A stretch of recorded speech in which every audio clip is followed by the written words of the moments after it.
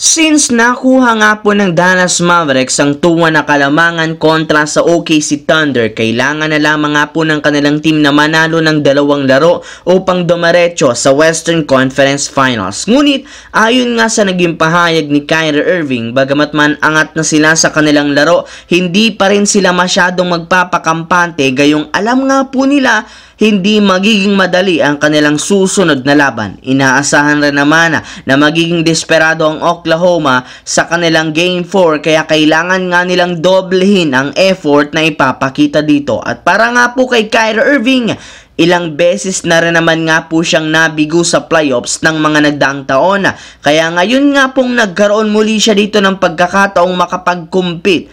Sisiguraduhin nga po niya na aabot sila sa NBA Finals. Kung inyong ang matatandaan, simula nga nang umalis si Irving sa Cleveland, hindi na nga ito nakabalik pa sa Finals, gayong either maaga siyang natatalo sa playoffs o kung hindi naman, hindi siya dito nakakapasok. Kaya mas gutom nga siya ngayon na makabalik muli matapos ang ilang taong paghihintay.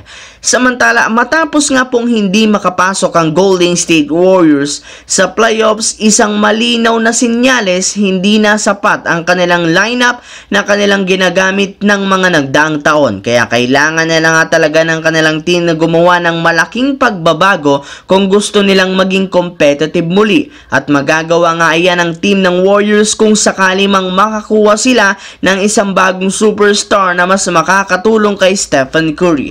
At ayon nga sa ibinulgar na balita ng NBA Insider ni si Shams Charania ng The Athletic, ang pinaka-dream scenario para sa Warriors ay ang pagkuha kay Giannis Antetokounmpo mula sa Milwaukee Bucks sa isang trade gamit ang kanilang mga players na sina Klay Thompson, Jonathan Kuminga at Andrew Wiggins. Ang problema, since kakakuha pa lang nito ng contract extension sa Milwaukee plus kasama pa niya si Damian Lillard, napaka-imposible pa rin naman para sa Golden State Warriors na makumbinsi ito para lumipat sa kanila. Sa kabilang banda, katulad nga po ng sinabi ko sa inyo, kahit man angat ang Minnesota Timberwolves sa kanilang serye laban sa Denver Nuggets, nasa kanila pa rin naman ang pressure pagdating ng Game 4 since kapag natalo sila dito, tatabla na ang kanilang laro. Habang pagdating naman sa Denver Nuggets, medyo nakahinga na nga ito ang kanilang kupunan since napatunayan nila ng nagdaang Game 3 na kaya nilang talunin ng Timberwolves. Kaya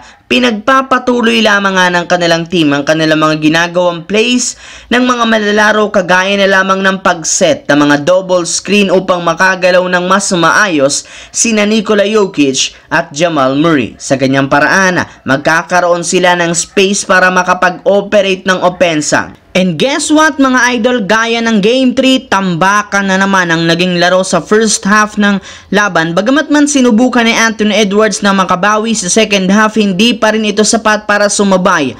Jamal Murray pa rin mga idol ang kumana sa pagsisimula. Iba pa rin talaga ang puso ng kampyonato na kahit si LeBron napawaw at napabilib sa ginawang comeback ng Nuggets sa serye. 2-2 na nga po at balik Nuggets ang home court.